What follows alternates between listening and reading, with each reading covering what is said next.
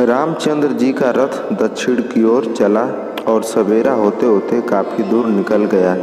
हरे भरे और फले फूले वनों को देखते देखते राम लक्ष्मण सीता गोमती नदी के किनारे पहुँचे। उसे पार कर वे आगे बढ़े और सई नदी तक जा पहुँचे। सई को पार कर वे थोड़ी देर के लिए रुक गए। कौशल राज्य की सीमा वहाँ समाप्त होती थी। राम ने मुड़कर जन्मभूमि की ओर देखा। आंखों में आंसू भर वे सुमंत से बोले, तात, न जाने वह दिन कब आएगा जब मैं अपने माता पिता से फिर मिलूँगा और सरयू के पवित्र तट पर घूमूँगा। अयोध्या नगरी की ओर मुँह करके राम हाथ जोड़कर खड़े हो गए और कहने लगे, जननी जन्मभूमि, मेरे अपराध क्षमा करना। 14 वर्ष के बाद ही अब तुम्हारे दर्शन कर सकूँगा। तभी सीमा प्रांत के बहुत से नर नारी वहाँ इकट्ठा हो गए। वे राजा दशरथ को धिक्कारते थे और कहते थे, ऐसे पापी राजा के राज्य में रहना ठीक नहीं, चलो राम के साथ चलें। लोगों की ऐसी प्रीति देखकर राम की आंखें डबडबा आईं। सबको उन्होंने समझाया बुझाया और वे फिर आगे बढ़े। शाम होते होते उनका रथ गंगा के किनारे श्रृंगवेरपुर गांव में जा पहुंचा। इंगुदी वृक्ष के नीचे राम ठहर गए।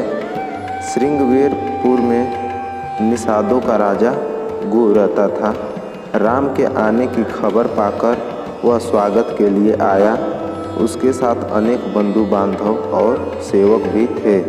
गु को आते देख राम उठे और उससे गले मिले। गु ने कहा, मेरा सौभाग्य है कि आप यहाँ आए। श्रृंगवेरपुर को भी अपना ही घर समझें और सुखपूर्वक रहें।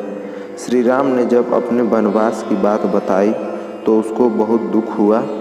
उसने अपना राज्य राम के चरणों में अर्पित कर प्रार्थना की श्रृंगवेरपुर पर ही राज्य करें। श्री राम ने निषाद राज के प्रति कृतज्ञता प्रकट की। वे अपने व्रत पर दृढ़ रहे। उस दिन भी उन्होंने केवल जल पिया और वे दृढ़ शैया पर ही सोए। लक्ष्मण पहरे पर बैठ गए। गु और सुमंत भी लक्ष्मण के पास ही बैठ गए। उनमें रात भर अयोध्या और श्री राम के विषय में बातें होती रहीं। अगले दिन श्री राम ने सुमंत से कहा, मंत्रीवर, अब आप अयोध्या लौट जाइए। पिताजी और माताओं के चरणों में हमारा प्रणाम कहिए और उन्हें बता दीजिए कि 14 वर्ष बाद हम अवश्य लौट आएंगे। भरत से कह दीजिए कि सब माताओं से एक सा व्यवहार करें और राजा को प्रसन्न रखे। इस प्रकार सुमंत को राम ने समझा बुझाकर विदा किया। तब राम ने बरगद का दूध मंगाकर जटाएं बनाई।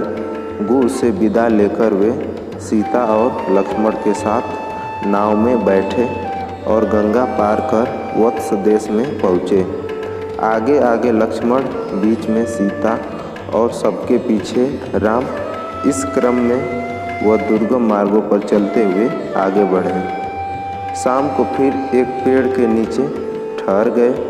सब लोगों ने कंदमूल फल खाए। तब राम ने लक्ष्मण से कहा, राज्य की मुझे कोई चिंता नहीं है, मुझे माता की चिंता है। उनको मुझसे दुख ही मिला, मैं कोई और सेवा न कर सका।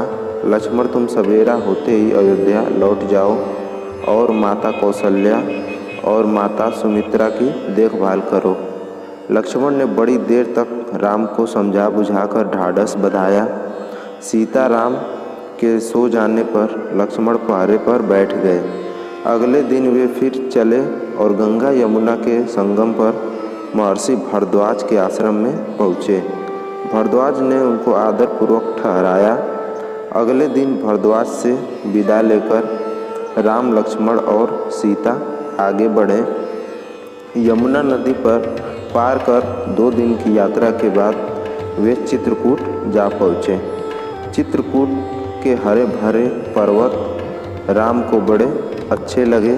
उन्होंने लक्ष्मण से कहा, अब यहीं कुछ दिन तक निवास करेंगे।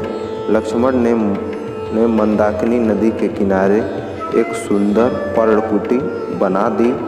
राम, लक्ष्मण और सीता वहाँ रहने लगे।